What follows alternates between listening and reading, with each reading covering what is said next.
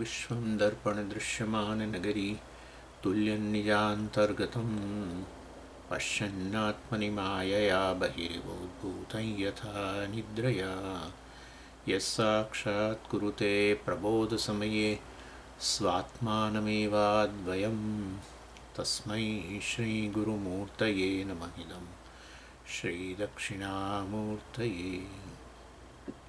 बीजस्यान्तरिवाङ्कुरो जगदिदं प्राङ्निर्विकल्पं पुनः मायाकल्पितदेशकालकलना वैचित्रचित्रीकृतं मायावीव विजृम्भयत्यपि महायोगी वयस्वेच्छया तस्मै श्रीगुरुमूर्तये नमः इदं श्रीदक्षिणामूर्तये।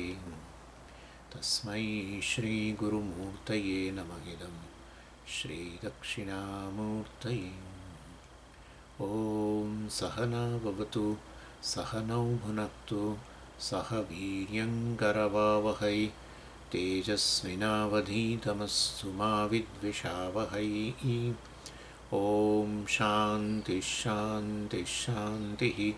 सदाशिवसमारम्भां शङ्कराचार्यमध्यमाम् अस्मदाचार्यपर्यन्तां वन्दे गुरुपरम्पराम्।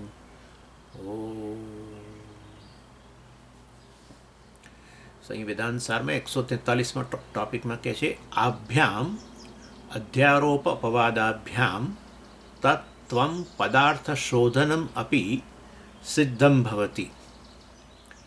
એટલે વેદાંત સારનો આ ચોથો અધ્યાયમાં આપણે અપવાદની ચર્ચા કરી રહ્યા છીએ। પહેલા 3 અધ્યાયમાં 3 અધ્યારોપની વાત થઈ ગઈ। અનાદિ અધ્યારોપ પહેલો, જીવ અને ઈશ્વર, પછી ઈશ્વર સૃષ્ટિ, ઈશ્વર જ અધ્યારોપ એટલે ઈશ્વરની જે સૃષ્ટિ છે, ઈશ્વર આ સૃષ્ટિના રૂપમાં એ અધ્યારોપ, અને ઈશ્વર સૃષ્ટિ જે છે એમાં પાછો જીવ જે છે, જીવ પોતે જ અધ્યારોપ જ છે, અનાદિ અધ્યારોપ પહેલા અધ્યાયમાં કહ્યું। એ જીવ પછી ઈશ્વર સૃષ્ટિ પર અધ્યારોપ કરે, રાગ દ્વેષ વગેરેને આધારે, સારું ખોટું વગેરે, અને એને કારણે પછી સંસારનો અનુભવ થાય। જીવ સૃષ્ટિને કારણે સંસારનો અનુભવ થાય એટલે આપણા રાગદ્વેષ આપણને નડે કહીએ છીએ ને એવું। ખરેખર જેવું આપણે મનમાં હોય છે કે આ વસ્તુ આવી જ છે એવું હોતું નથી, પરંતુ આપણા મનમાં હોય છે આપણને એમ કે આ વસ્તુ ખરેખર જ બહુ સરસ છે, ફલાણું બહુ સરસ જ છે, આ વસ્તુ તો બહુ જ ખરાબ જ છે એવું કશું છે જ નહીં। જો ખરાબ હોય ને બધા જ જીવો માટે તે વસ્તુ પૃથ્વી પર ટકે નહીં એવું છે। ખરાબ એટલે નકામી જ હોય બધા જીવો માટે, કોઈ પણ પ્રકારનો જીવ એના માટે જો નકામી હોય એ વસ્તુ ટકે નહીં, આવો નિયમ છે। એટલે તમે કોણ ક્યાંથી લઈ આવ્યા નિયમ? આવું આ તો વૈજ્ઞાનિકોએ આવું કહે છે કે ભાઈ હવે જેનો ઉપયોગ ન રહ્યો એ વસ્તુ ધીરે ધીરે લુપ્ત થઈ જાય છે। પણ જો આ વસ્તુઓ તમે જોવા મળે છે બધી, તમે જેને ખરાબ કહો છો એનું અસ્તિત્વ છે, આ છે ને, તો એ કોઈકને માટે ઉપયોગી હશે, એટલે કોઈકને જેને ઉપયોગી હશે ને એ સારું જ લાગતું હશે એવું છે। અને આમે આપણે જાણીએ છીએ અંદરો અંદરે આપણે આ બધું બહુ જ ચાલતું હોય છે। તો આપણે એક વ્યક્તિ આપણને ગમતી હોય ને એ જ વ્યક્તિ બીજાને ન ગમતી હોય, આવું બધું તો બહુ બધું કોમન છે। એટલે મતલબ કે જીવો અધ્યારોપ કરે ને પછી એમાંથી દુઃખી થાય, રાગ હોય તો દુઃખી થાય, પ્રિય હોય એટલે પ્રિય વ્યક્તિ દૂર હોય તો દુઃખ લાગે, પ્રિય વ્યક્તિ નજીક હોય પરંતુ આપણને અનુકૂળ ના હોય કોઈ કારણસર, એ વ્યક્તિ મૂળમાં ના હોય અને આપણને એટલે અનુકૂળ ના બની તો એ દુઃખી, પ્રિય વ્યક્તિ કદાચ હવે ગઈ કે જવાની છે કંઈક બહારગામ વગેરે તો એ દુઃખી, અને પ્રિય વ્યક્તિ ને રે પ્રારબ્ધ પૂરું થઈ જાય તો મહાન દુઃખ થાય। એટલે રાગ કે દ્વેષ દુઃખી જ કરે, એટલે સંસાર, શોક, ભય બધું આવે ને, ક્રોધ, ઈર્ષા આવે, ઈર્ષા એ થાય। આપણી પ્રિય વ્યક્તિ કદાચ બીજી કોઈ વ્યક્તિ એના પર આધિપત્ય, એને એ વ્યક્તિ પર હક જમાવે તો આપણને એ કેમ ઓકે, તમે જુઓ કેવું છે બધું જે ઈચ્છે કાળી ઈશ્વર સૃષ્ટિનો બાદ ન થાય, કારણ કે એ તો સમષ્ટિ અજ્ઞાન માયામાંથી આવ્યું છે। ઈશ્વરની અભિવ્યક્તિ છે, ઉપાદાન કારણ છે। માયા થકી ઉપાદાન કારણ અને માયા થકી નિમિત્ત કારણ. ઉપાદાન કારણ ઉપાદીયતે ઇતિ ઉપાદાનમ, જેને ગ્રહણ કરવામાં આપણે એવું જ કરીએ. કોઈ પણ ઉપાદાન હોય ને એને આપણે ગ્રહણ કરીએ એને ઉપાદાન કહેવાય. તમે તલનું તેલ જોઈતું હોય તો શું કરો? તલ લો, બરાબર ને, અને પછી મશીનમાં નાખો. તમારે કંઈક વાનગી બનાવીએ તો શું કરો? વસ્તુઓ લો. શાક વગેરે બનાવો તો શું કરો? શાકભાજી લો, ગ્રહણ કરો ને. નિમિત્ત કારણ એ મટીરિયલને ગ્રહણ કરે ને પછી એમાંથી બનાવે. એટલે જેનું ગ્રહણ કરે એનું ઉપાદાન કર્યું એવું કહેવાય. એનું ગ્રહણ કરવું એને ઉપાદાન કરવું એવું કહેવાય. ઉપાદાન કહેવાય ગ્રહણ ક્રિયાને. અને માટે એ મટીરિયલ જે છે એને ઉપાદાન કારણ કહેવામાં આવે. નિમિત્ત કારણ ઉપાદાન કારણને ગ્રહણ કરી અને એમાંથી પછી કાર્ય વસ્તુ બનાવે. ઉપાદીયતે ઇતિ ઉપાદાનમ એવું કહેવાય. એટલે આ રીતે કહેવાનો આશય એવો છે કે આપણે જીવ જ અધ્યારોપ છે. જાણે ચાલો હું તો બ્રહ્મ છું, એ તો વળી દૂર પહેલાં તો આ કે ભાઈ જેટલું બને એટલું આવો અધ્યારોપ ઓછો કરીએ તો સુખી થતા જઈએ. પછી બ્રહ્મ જ્ઞાન તો થશે જ સ્વામીજી, પણ અત્યારે સુખી થવાની વાત કરો ને, અત્યારે શાંતિની વાત કરો. અરે ભાઈ આપણા રાગદ્વેષ આપણને હેરાન કરે છે. બહાર કશું એવું છે નહીં. એનીવે ચાલો, એટલે એ રીતે 3 અધ્યારોપ. હવે એનો અપવાદ, જીવસૃષ્ટિનો અપવાદ. ભાઈ જીવ જાણો કે આ જીવે જાણવું જોઈએ કે હું તો ખરેખર પરમાત્મા છું. મહાવાક્યથી વસ્તુ ખબર પડી જોઈએ. એટલે મહાવાક્યની હવે ચર્ચા ચાલે છે કે જેથી કરીને સંસારમાંથી જીવ નિવૃત્ત થાય. મહાવાક્યનો અર્થ એવો નહીં કે બહુ મોટું વાક્ય, મહાવાક્ય. અરે મહાવાક્ય તો બહુ નાના છે એકચ્યુઅલી. એકદમ ટૂંકા. તત્વમસી, પ્રજ્ઞાનમ બ્રહ્મ, અયમ આત્મા બ્રહ્મ, એકદમ ટૂંકા. પરંતુ મહાવાક્ય એટલે જેનો અર્થ બહુ ગંભીર મહાન છે એવું, જે એક બહુ સત્ય વસ્તુનું પ્રતિપાદન કરે છે. શું? જીવાત્મા પરમાત્માનું ઐક્ય. જીવાત્મા એટલે આ પોતાને જે જીવ માને છે, પોતાને જે સંસારી માની રહ્યો છે એ વ્યક્તિ, અને પરમાત્મા એટલે બ્રહ્મ, ઈશ્વર કહો ગમે તે વાંધો નથી. એટલે એક પોતાને સર્જન માને છે, પોતાનું સર્જન, ઈશ્વરને સર્જક માને. વાસ્તવની અંદર આ સર્જન અને સર્જક એ તો ઉપર છલ્લું છે. બંને કોણ છે? પરમાત્મા જ છે, બ્રહ્મ જ છે. બ્રહ્મ છે એ જ વાસ્તવમાં જીવ અને ઈશ્વર રૂપે જણાય છે, જુદી જુદી ઉપાધિ થકી સર્જન અને સર્જક રૂપે જણાય છે. એટલે આવો મહાન અર્થનો બોધ કરતું વાક્ય છે, માટે એને મહાવાક્ય કહે છે. અને એમાં ઉદાહરણ અપાતું જ હોય છે. હું તમને આપું જ છું આ ઉદાહરણ તો. અને એ છે તરંગ અને સમુદ્ર. તરંગ અને સમુદ્ર બંને કોની અભિવ્યક્તિ છે? જળની જ અભિવ્યક્તિ છે. જળનો એક મોટો આકાર તો આપણે સમુદ્ર કહ્યું, અને જળનો નાનો આકાર, નાનું રૂપ તો આપણે તરંગ કહ્યું. એક જ વસ્તુ હે ને. એક અખંડ જ જળ, બીજું કશું જ નહીં, બરાબર. પણ એનો એક મોટો આકાર, એટલે આપણે કહ્યું કે ભાઈ આ તો પ્રશાંત મહાસાગર છે. એની અંદર પેલો એ જ જળનો એક નાનો આકાર હોય તો આપણે કહીએ તરંગ છે. આકાર ભેદ, નામ રૂપ ભેદ. રૂપ ભેદ મતલબ પછી નામ તો આપણે આપીએ જ છીએ. રૂપનો ભેદ, નાનું રૂપ ને મોટું રૂપ, પણ છે જળનું જ. એટલે આમ જળ તરફ નજર કરો તો અખંડ જળ લાગે, અને રૂપ તરફ ધ્યાન આપો તો એક નાનું ને એક મોટું. નાનું સર્જન અને મોટું સર્જક. સમુદ્રે અનેક મોજાઓનું સર્જન કર્યું એવું કહીએ આપણે. આવું કહીએ ને, એકને સર્જક કહીએ, એકને સર્જન કહીએ, એવું છે. એટલે જીવ પણ આ રીતે પોતાને જાણે કે હું તો ખરેખર બ્રહ્મ જ છું. ઈશ્વરે બ્રહ્મ જ છે, એક અખંડ બ્રહ્મ જ છે, એનાથી એને કશું નથી. એટલે આવું જીવાત્મા પરમાત્માના ઐક્યનું બોધ આપતો વાક્યને આપણે શું કહીએ? મહાવાક્ય. અને એને અખંડાર્થ બોધક પણ કહેવાય. અખંડ અર્થ એટલે એવા તમે સમજી જ ગયા કે જીવ અને ઈશ્વર વચ્ચે કોઈ ખંડ નથી, ભેદ નથી, એવો બોધ આપતું વાક્ય. એટલે એ રીતે એને અખંડાર્થ પણ કહેવાય. કેવા અર્થનો બોધ આપે છે? અખંડ, એક જ છે. એટલે અખંડાર્થ બોધક વાક્ય પણ કહેવાય.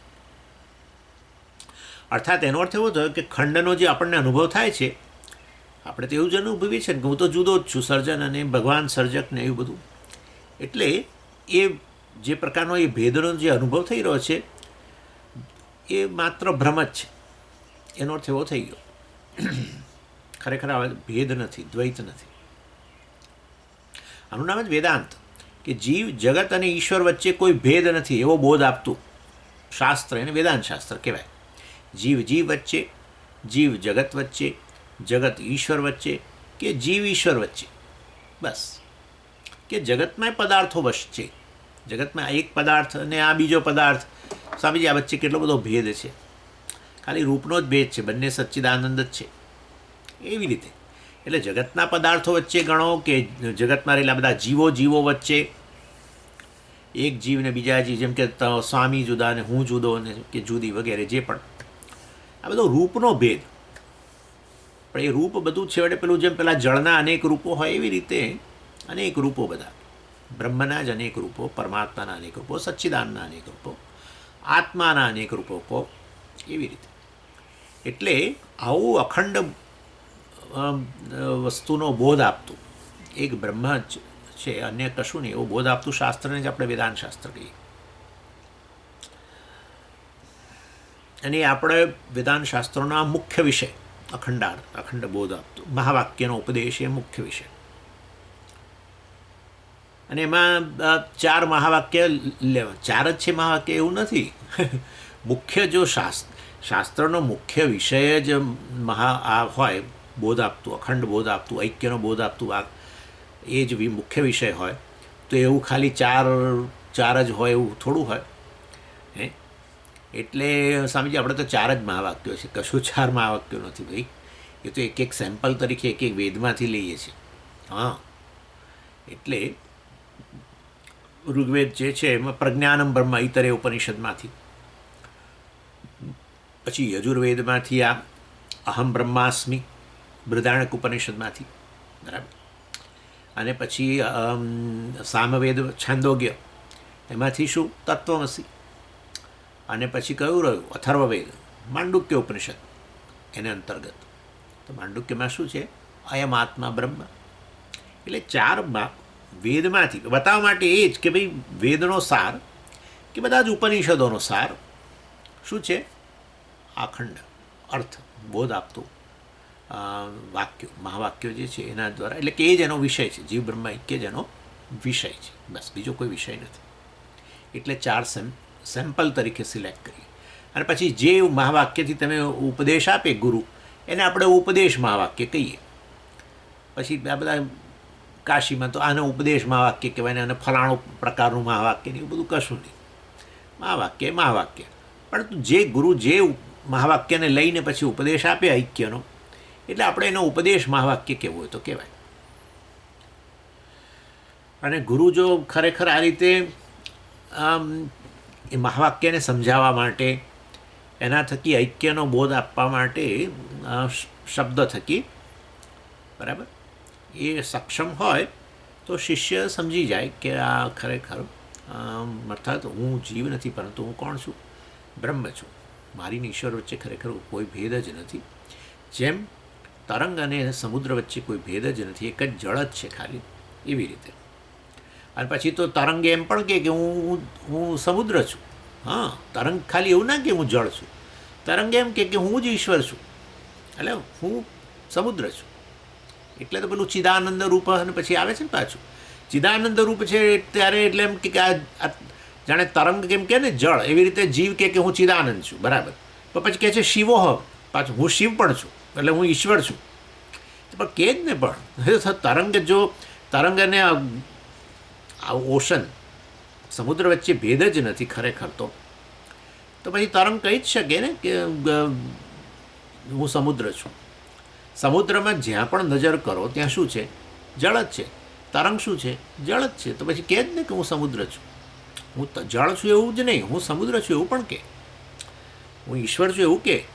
હા, તો હું કે છે જીવ કોઈ દિવસ ઈશ્વર હોય તો હજુ મહાવાક્ય સમજ્યા નથી. જીવ કોઈ દિવસ ઈશ્વર હોય સ્વામીજી, જીવ અને ઈશ્વર, તો મતલબ કે આ બંને ખરેખર બંનેનું સત્ય પેલું જળ એટલે કે અહીંયા ચિદાનંદ એ હજુ સમજાયું જ નથી.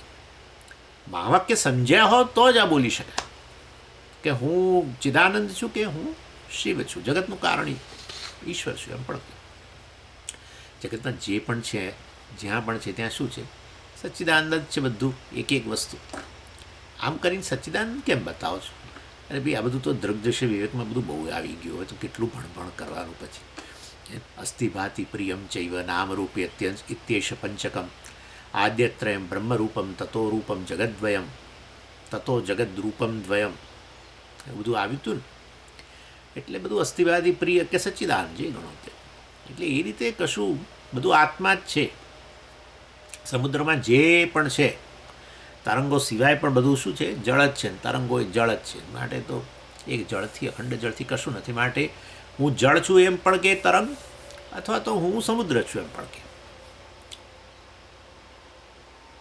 અહીંયા વિશિષ્ટાદ્વૈતીઓ એટલે વિશિષ્ટાદ્વૈતીઓ બિચારા વૈષ્ણવ, એમને આ બહુ કઠે, એમને બહુ કઠે છે આ વસ્તુ. એટલે કે તરંગ સમુદ્રથી અભિન્ન છે. તરંગ સમુદ્રનો છે, સમુદ્ર તરંગનો નથી. એમ કે સામુદ્રો નહીં તરંગ, એટલે તરંગ કંઈ સમુદ્ર તરંગનો નથી, તરંગ સમુદ્રનો છે. એમ કે આવું બધું કંઈક તરંગ સમુદ્રનો અંશ ને એમ. પેલો તો અંશી છે. અરે ભાઈ, પણ અંદર તો નજર કરો ના, એવું બધું નહીં. અંદર બ્રહ્મ એ બધું, અને એ બધું અમે માનીએ નહીં. આવું એ મિથ્યા શબ્દથી જ એ લોકોને એલર્જી થાય છે. મિથ્યા વસ્તુ સમજાય તો પછી ઐક્ય સિદ્ધ થઈ જ જાય છે આરામથી. કે ભાઈ, તરંગ અને સમુદ્ર વચ્ચે ભેદ છે એ કેવો છે? મિથ્યા ભેદ છે. એટલે શાનો ભેદ? પણ મિથ્યા ભેદ એટલે કેમ? તો કે એક નાનું રૂપ અને એક પેલું મોટું રૂપ. આપણે એ રૂપ સાચી વસ્તુ છે કે મિથ્યા છે? રૂપ સ્વતંત્ર છે કે ખરેખર એ રૂપ તો વાસ્તવમાં કોના પર આધારિત છે? જળને આધારિત છે. તરંગનું જે રૂપ છે, રૂપ છેવટે એ રૂપમાં તપાસ કરો તો બધું શું છે? જળ. આ એક મોટું રૂપ છે, એમાં બધે તપાસ કરો તો શું છે? જળ. તો પછી કોઈ રૂપ નામની સ્વતંત્ર વસ્તુ તો છે નહીં. રૂપનો આપણે નિષેધન, જો આ વસ્તુ છે મિથ્યા એટલે શું? કે તમે એને નકારી ના શકો, કારણ કે અનુભવો છો. મોટું રૂપ અનુભવો છો, નાનું રૂપ અનુભવો છો, અનુભવો છો. માટે નકારી ન શકો. હા, તો નકારી ના શકીએ એટલે માટે એ સાચું એનું અસ્તિત્વ છે. એ ના, એવું એ નથી. અસ્તિત્વ એનું સાચું નથી. અસ્તિત્વ તો એ જળને કારણે છે. એટલે જળનું અસ્તિત્વ છે. તરંગનું અસ્તિત્વ બરાબર જળનું અસ્તિત્વ. જળ કાઢી લો તો ક્યાં છે તરંગ? નથી.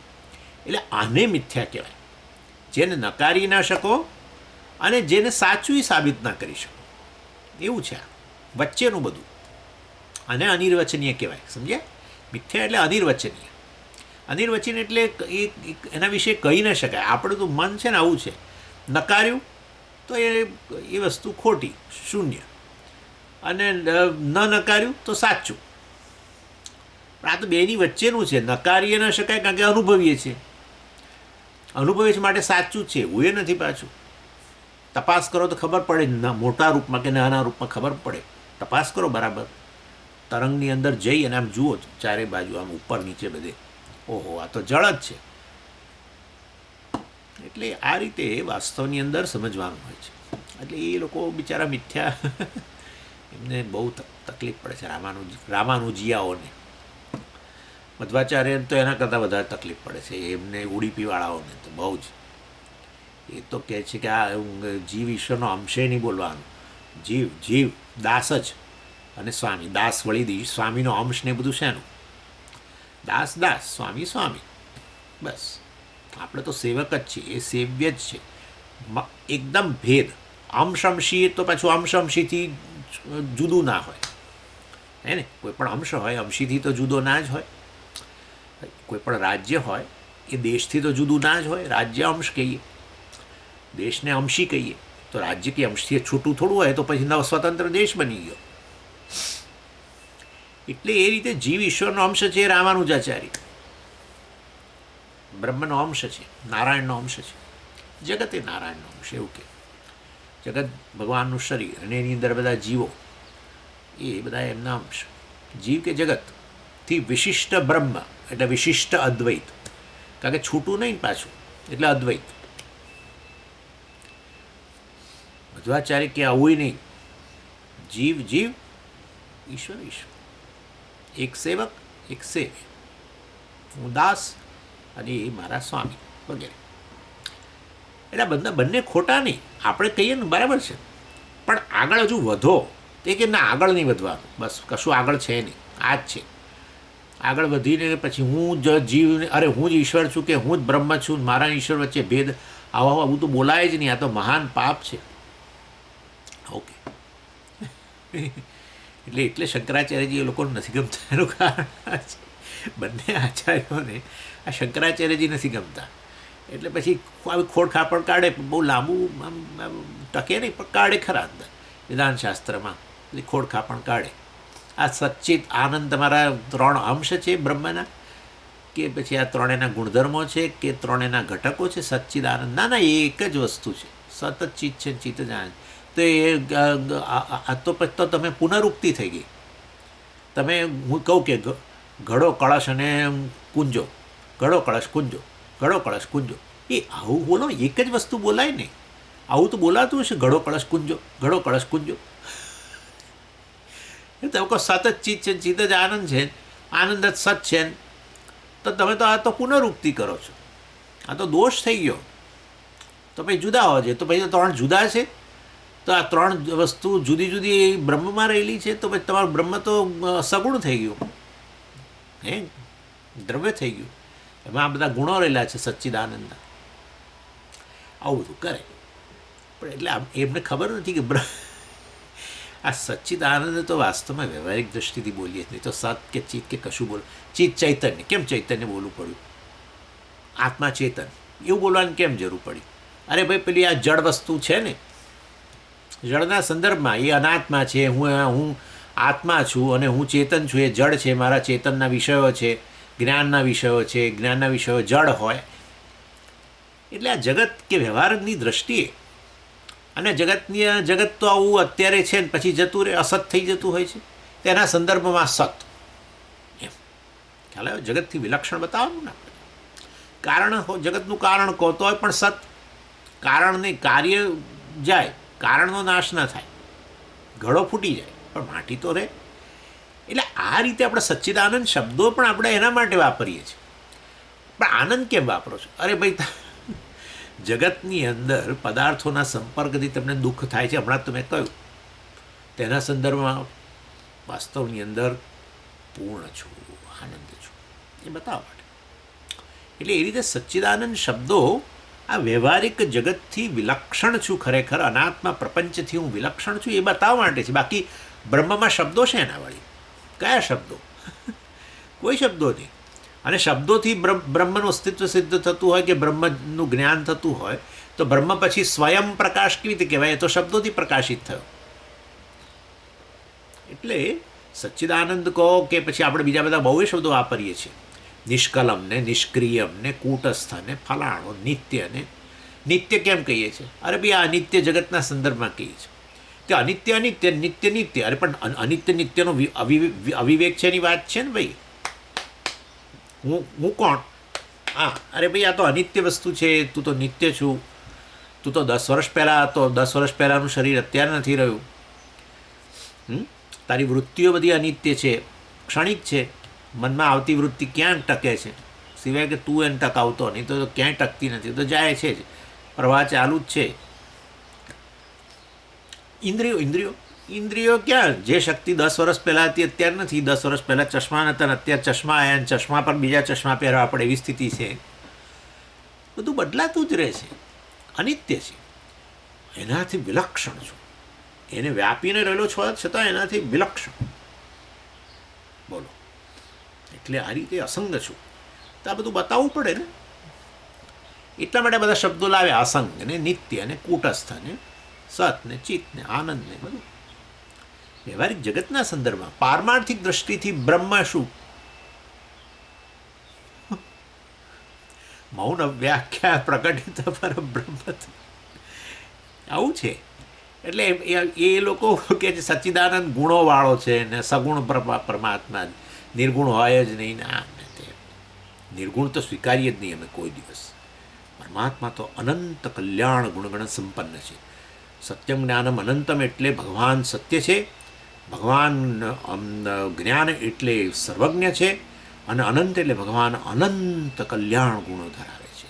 આ જીવડો બિચારો કશું નથી ધરાવતો, અને એવા એવા જીવને તમે કહો કે આ તો બ્રહ્મ છે, તમે નારાયણ છે, શું કહો છો તમે એમ કે છે.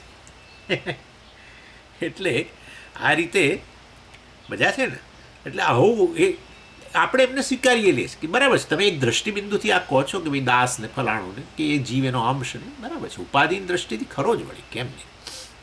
ઉપાધિ નામરૂપની દ્રષ્ટિથી તરંગ જે છે એ સમુદ્રનો અંશ જ છે.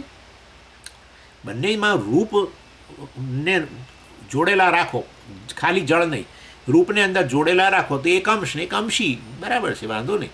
પણ હજુ એક સહેજ અંદર વધારે નજર કરો તો ખબર પડી, ઓ બંને આ તો એક જ વસ્તુ છે, ખરેખર તો એકના જ આ બંને રૂપ છે, મોટું કે નાનું, વ્યષ્ટિ કે સમષ્ટિ, એવી વાત છે. એટલે એ અંદર ઉતરે પેલું રૂપ મિથ્યા થઈ જાય છે, થઈ જાય ને. જળ તરફ નજર કરી તો હવે રૂપ શું થઈ ગયું? મિથ્યા. એ એમને ગમતું નથી, આ મિથ્યા વાત જ નહીં કરવાની એમ કહે છે. એટલે આપણે એમનો સ્વીકાર કરીએ છીએ. ગૌડપાદાચાર્યજીએ કહ્યું કે ભાઈ અમારે એમની સામે કોઈ વિરોધ જ નથી, કારણ કે અમારી દ્રષ્ટિ જ આખી કઈ દ્રષ્ટિ છે? પૂર્ણ દ્રષ્ટિ. હા, પૂર્ણ જે કાંઈ છે એ બ્રહ્મ છે, આત્મા છે, ઈશ્વર છે, જે કહો તે. હા, તો આપણને કોઈ તકલીફ નથી. અને એ દ્રષ્ટિએ પેલું પછી અંદર એકવાર એ દ્રષ્ટિ લાવી દીધા પછી જે કાંઈ છે અખંડ જળ છે એવું કહ્યા પછી હવે કહો કે ના તરંગ જળ પેલા સમુદ્રનો અંશ છે, કંઈ વાંધો નથી. ના, તરંગ જુદું ને સમુદ્ર જુદો. તરંગ નાનું અને આના અલ્પ કહેવાય ને, એનો તો જન્મ થયો ને, અને સમુદ્ર જે છે એ તો વાસ્તવમાં જન્મદાતા છે. ખરું, જે કહેવું હોય તમારે. તરંગને દાસ ગણો ને સમુદ્રને સ્વામી ગણો ને, હા, ઓ વાંધો નહીં, કશો વાંધો નહીં. કારણ કે આપણી દ્રષ્ટિમાં પહેલાં આવી ગયેલું છે એકવાર અખંડ જળ, બસ. હવે એમાં પછી એ પેલી ઉપાધિઓ ઉમેરીને, નામરૂપ ઉમેરીને યમશમશી ગણો કે દાસ સ્વામી ગણો, જે ગણવું એ ગણો. આપણે એ દ્રષ્ટિએ આપણે એમનો વિરોધ નથી કરતા, એમને તો આ સહન જ નથી થતું. કારણ કે નજર કરવી પડે ને, અંદર ઊંડા ઉતરવું હોય એટલે પછી આ મિથ્યા થઈ જાય. ઈશ્વરે મિથ્યા થઈ જાય, જીવ તો છે જ, તરંગે મિથ્યા, પણ સમુદ્ર મિથ્યા. કારણ કે સમુદ્ર નામની સ્વતંત્ર સત્ય વસ્તુ નથી, જળ નામની સ્વતંત્ર વસ્તુ છે. સમુદ્ર તો એક આકાર જ છે એનો. એટલે એ દ્રષ્ટિએ નથી અનુકૂળ આવતું એ લોકોને. પણ હવે જે સત્ય છે તે છે, જે મહાવાક્યથી બતાવાય છે.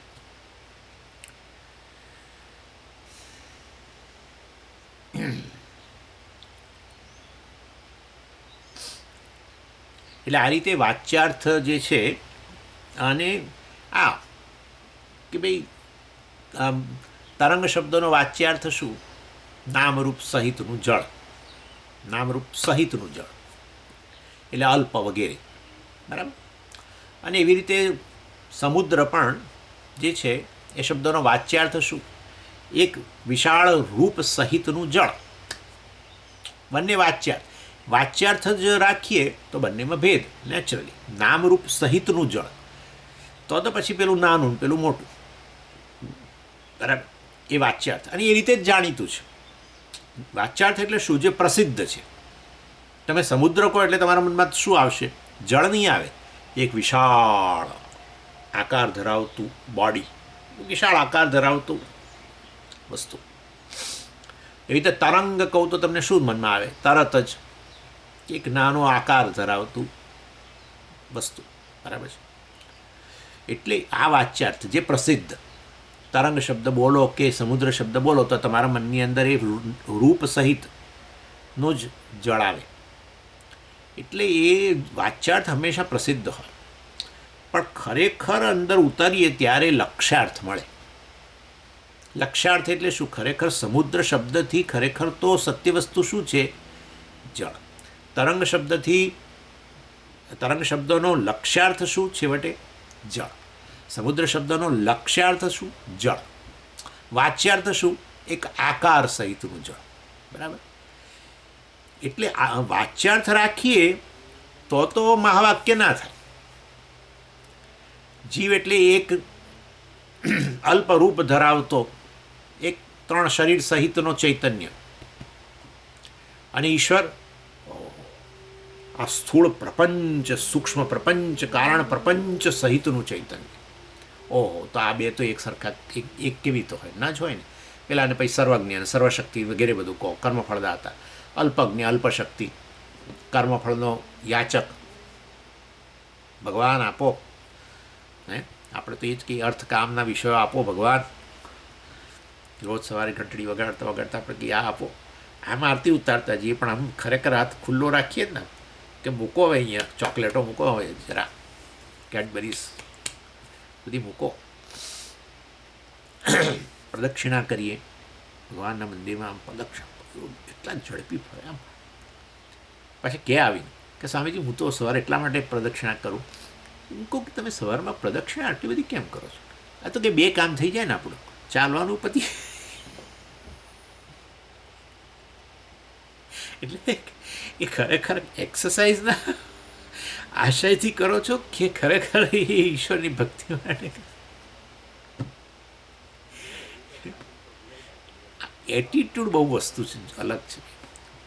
એટલે શું થાય છે, વર્ષો સુધીની ભક્તિ પછી પણ શુદ્ધિ નથી આવતી. એનું કારણ કે વલણ નથી. આપણા બાહ્ય કર્મોથી શુદ્ધિ ન થાય, કર્મ પાછળના વલણથી શુદ્ધિ થાય છે. કર્મ પાછળનું વલણ નથી બદલાતું. કર્મ પાછળનું વલણ બદલાવું એનું નામ જ કર્મયોગ છે ભાઈ. કર્મ તો બહુ એ કરીએ છીએ, રોજ ભક્તિ કરી લેતા હોઈએ છીએ, અને એનો વાંધો નથી. ભગવાન તો કહે છે જ કે ભાઈ બરાબર છે, અર્થકામ માટે પણ એનું મારું શરણ લીધું, બરાબર છે. પણ અર્થકામના વિષયોની પૂર્તિ માટે જ આપણે કરીએ છીએ, એટલે અર્થકામ આપણા પૂરા થાય. અર્થ કે આપણા રાગદ્વેષ, બીજું શું વળે? રાગદ્વેષ અર્થકામ માટે જ હોય ને. એ રાગદ્વેષ પૂર્તિ માટે ઈશ્વરનું શરણ લઈએ છીએ, એટલે હજુ શુદ્ધિ ના થાય. ઈશ્વરનું શરણ થયું, લીધું એટલું ખરું. એટલી વળી ભક્તિ કેવી હતો એ કહો, વાંધો નથી. આર્તો અર્થાર્થી જિજ્ઞાસુ. આર્ત અને અર્થાર્થીને ભક્ત જ કહ્યો ભગવાને. અર્થાર્થી એટલે અર્થકામની ઈચ્છાવાળો.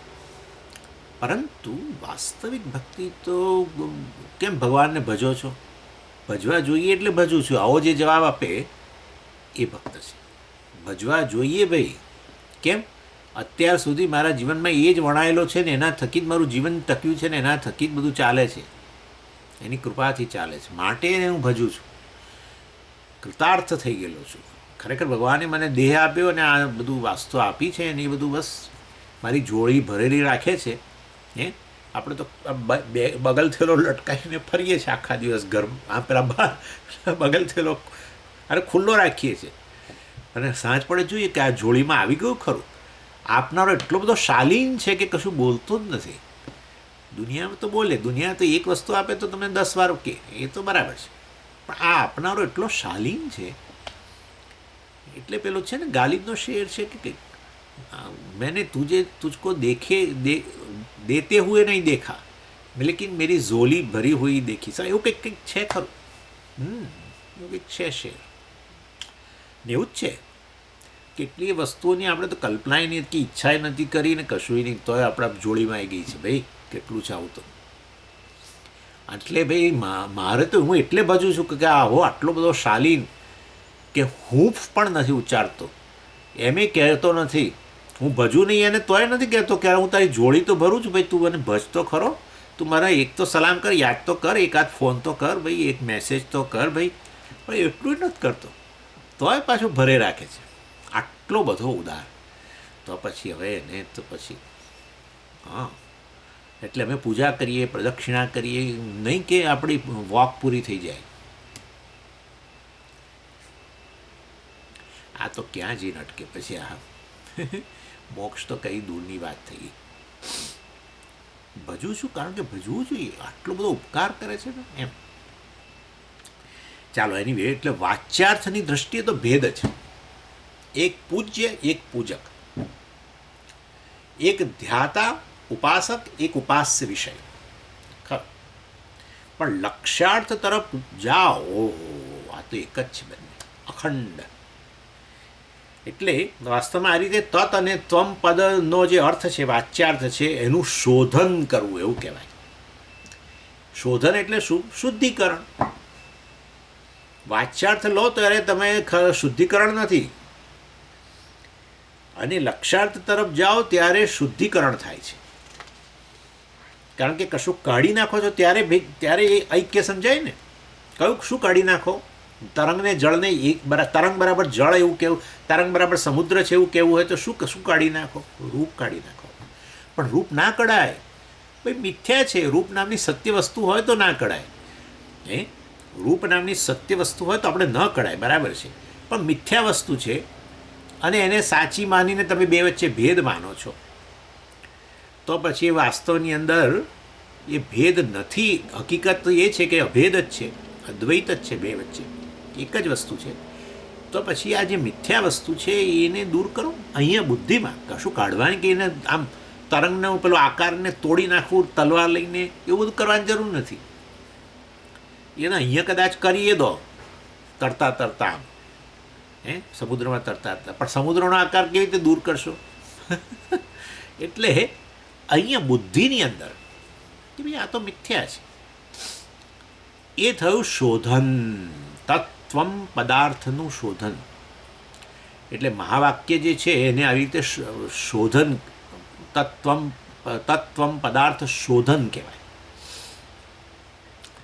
એટલે આ રીતે અહીંયા કે તમે અહમ બ્રહ્માસ્મિ કહો તો પણ એમાં એવું જ છે. અહમ દ્વારા તો બધાને શું ખબર છે કે એનો પ્રેશરમાં કહ્યું, હમણાં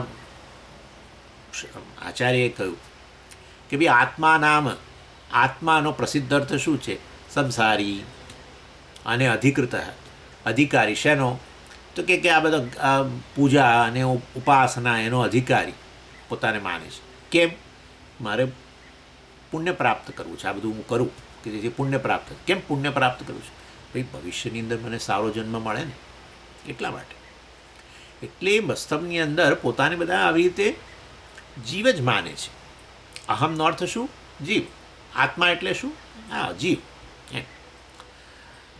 અને અહમ બ્રહ્માસ્મિ અર્થાત હું અને બ્રહ્મ, અહમ બ્રહ્માસ્મિ કહીએ એટલે કે હું જ બ્રહ્મ છું એમ કહીએ, ત્યાર પછી અહમ પદમાંથી આ રીતે રૂપ જે છે એનો બાદ મિથ્યા હોવાને કારણે એ જોઈશું શું બાદ કરવાનું. અને બ્રહ્મ જે છે એ ત્યારે એની સાથે ઐક્ય સિદ્ધ થાય. બ્રહ્મનો અર્થ ઈશ્વર જ કરો તો ઈશ્વરમાંથી પેલી માયા ઉપાધિ વગેરે, બરાબર ને, પ્રપંચ વગેરે, અનાત્મ પ્રપંચ, કારણ સ્થૂળ સૂક્ષ્મ પ્રપંચનો બાદ કરો એમ. એ મોટા રૂપો એટલે બધા વિશાળ સમષ્ટિ એમ. મોટા રૂપો એટલે સમષ્ટિ રૂપ.